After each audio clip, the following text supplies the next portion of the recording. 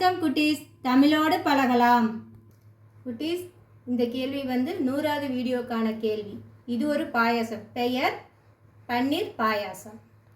தமிழோடு பழகலாம் பகுதியில் இன்று பார்க்க போவது சொல் விளையாட்டு. முந்தி வந்து சொல்லுவாங்க சிவாஜி வாயிலே ஜிலேபி, அதாவது எப்படி படித்தாலும் அப்படி வரும். வாசுகி சுவரு கிருமி, இதே மாதிரி இப்படி படித்தாலும் வாசுகி சுவரு கிருமி. அதே மாதிரி இந்த நீங்களும் இந்த மாதிரி வார்த்தையை அமைச்சு கமெண்ட்டில் டைப் பண்ணுங்கள்.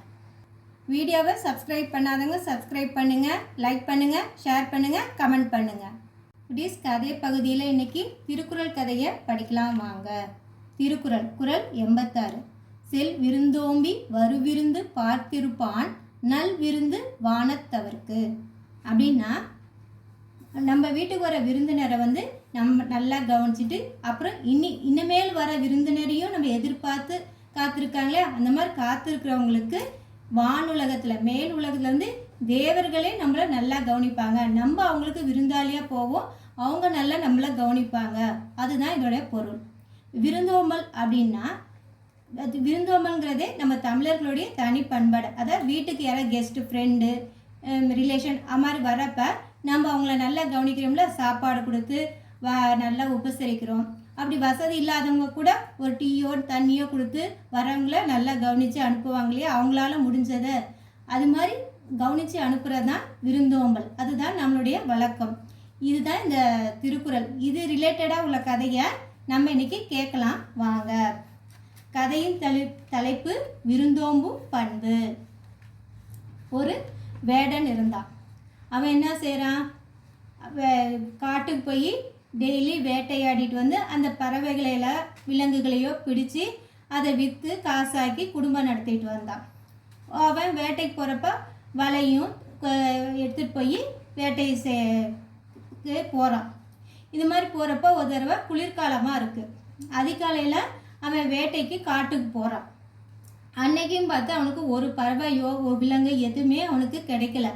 அதனால் காட்டில் வந்து அலைஞ்சிக்கிட்டே இருக்கான். இப்படி ஒரு காட்டில் கிடைக்கலையா, பக்கத்தில் அப்படி போகலாம், இன்னொரு காட்டுக்கு போகலாம் அப்படின்னு சொல்லிட்டு அப்படி போயிட்டே இருக்கான்.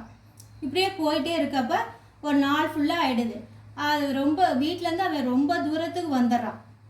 அப்புறம் இருட்டாயிடுதா, காட்டில் இருட்டானா வெளிச்சம் இருக்காது, வீட்டுக்கு போகவும் ரொம்ப தூரம். அதனால என்ன செய்யலாம் அப்படின்னு சொல்லி இரவு அங்கேயே தங்கிடலாம், காலையில் சூரியன் வரப்போ வெளிச்சம் வரும், அப்போ வீட்டுக்கு போய்க்கலாம் அப்படின்னு சொல்லிட்டு அவன் ஒரு மரத்தடியில் கீழே உக்காரான். அவன் குளிர்காலம் வேறையா, நல்லா குளிருது. அப்போ மழையும் அங்கே பெய்யுது. ஏன்னா காடில் வந்து எப்போ மழை பெய்யும் இதுன்னு சொல்ல முடியாது. காடு நல்லா அடர்த்தியாக நல்ல மரங்கள் இருக்கப்ப அங்கே மழை பெய்யுது. வேட்டைக்காரனுக்கு வந்து என்னது குளிர் அதிகமாக இருக்க போர்வை எதுவும் எடுத்துகிட்டு வரல. ஏன்னா அவன் வேட்டையாடிட்டு வீட்டுக்கு போயிடலாம் அப்படிங்கிறதுனால அவன் எதுவும் எடுத்துகிட்டு வரல. ரொம்ப குளிராக இருக்குது. அவன் அப்படியே இப்போ நடுங்குறான் குளிரில்.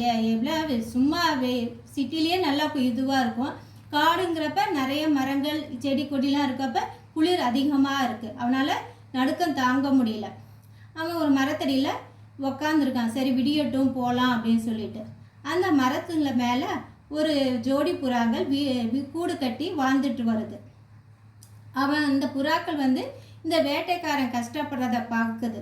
அப்போ இது மாதிரி பார்த்துட்டு ஒரு ஆண் புறா வந்து ஒய்ஃபு பெண் புறாட்ட சொல்லுது, இவன் வந்து நம்ம இனத்துங்களுக்கு எதிரி தான். ஏன்னா இவங்க புறாக்களை பறவைகளை வேட்டையாடுறாங்களோ, அப்போ புறாக்களுக்கு மனிதர்கள் எதிரி தானே, அப்படி தானே வேட்டையாடுறதுனால. இருந்தாலும் அவன் நம்மளுக்கு விருந்தாளியாக கெஸ்ட்டாக வந்திருக்கான், அவனை வந்து நம்ம கவனிக்கிறது வந்து நம்ம டியூட்டி அப்படின்னு அந்த ஆண் புறா சொல்லுது. இப்போ தான் ஈவினிங் ஆயிருக்கு, இன்னும் நைட்டு வர தொடங்கிடும், இன்னும் இப்போ குளிர் அதிகமாகிடும், ஈவினிங்கே இப்படி இருக்குது, இன்னும் நைட்டு ஆனால் இன்னும் குளிர் அதிகமாகும் அப்படின்னு சொல்லுது. இப்படியே இருந்துச்சுன்னா அவன் குளிர் தாங்காமல் இறந்துடுவான். ஏன்னா அவன் எதுவுமே போர்வை எதுவுமே இல்லை, அப்படியே மரத்தடியில் கீழே இருக்கிறப்ப குளிராக இருக்கும், அதனால் அவன் இறந்துடுவான் அப்படின்னு அந்த ஆண் புறா சொல்லுது. அவன் வந்து நம்மளுக்கு விருந்தாளியாக வந்திருக்கான், இது மாதிரி அவன் இறந்துட்டானா நம்மளுக்கு தான் இந்த பாவம் ஆகும், அதனால இவனுடைய குளிரெல்லாம் போக்கணும் அப்படின்னு சொல்லுது. உடனே இந்த ஆண் புறாவும் பெண் புறாவும் என்ன செய்யுது, அவங்க கூடு கட்டியிருப்பாங்களே மரத்துக்கு மேலே, அந்த கூட்டை வந்து அதோடைய அழகால கொத்தி கொத்தி அந்த கூட்டை வந்து கீழே விழ செய்யுது. அப்புறம் என்ன செய்யுது, இந்த பெண் புறா ரொம்ப தூரம் பறந்து போய் பக்கத்து கிராமத்தில் ஏதாவது வீட்டில் வந்து விறகு எரிஞ்சிட்டு இருக்கான்னு பார்க்குது. ஒரு வீட்டில் எரியிற விறகா பார்க்குது. உடனே அதை வந்து அழகால அதை எடுத்துகிட்டு வந்து அந்த கூடு கீழே போட்டுச்சு இல்லையா, அது மேலே அந்த விறகை போடுது. அப்போ அது எரியுது. இவனும் என்ன செய்யறான், பக்கத்தில் இருக்கிற சுள்ளி சின்ன குச்சிகள்லாம் எடுத்து திருப்பி அந்த நெருப்பில் போடுறான். அப்போ அவங்க நெருப்பு கொஞ்சம் நல்லா வருது. அப்போ அவனுக்கு குளிர் கம்மியாகுது. ஓரளவு அவனால் இப்போ அது குளிர் தாங்க முடியுது. ஏன்னா நெருப்பு இருக்கப்ப நல்ல இதமாக இருக்குது அவனுக்கு. அந்த வேட்டைக்காரன் வந்து வேட்டைக்கு நாள் முழு அலைஞ்சிட்டு களைப்பாக இருந்தால அவனுக்கு பசிக்க ஆரம்பிக்குது.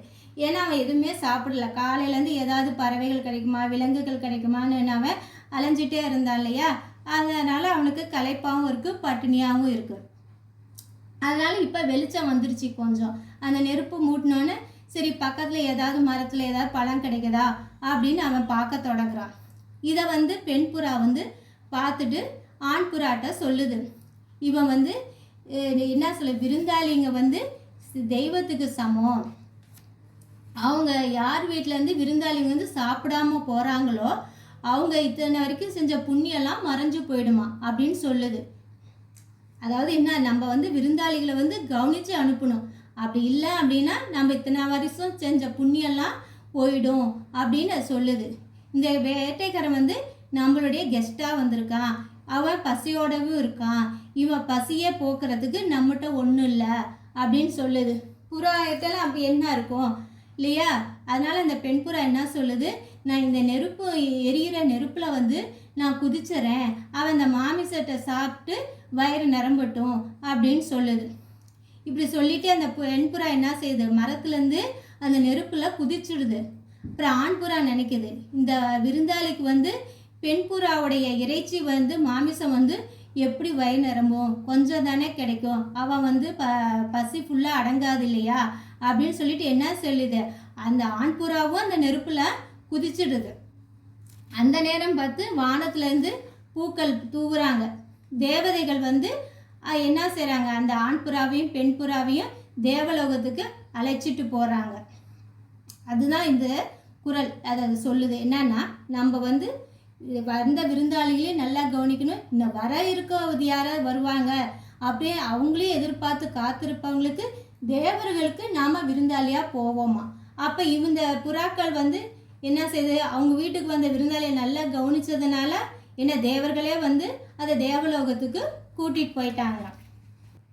செல் விருந்தோம்பி வரு விருந்து பார்த்திருப்பான் நல் விருந்து வானத்தவர்க்கு. குட்டீஸ், கதை பிடிச்சிருக்குன்னு நினைக்கிறேன். அடுத்த வீடியோவில் சந்திக்கலாம்.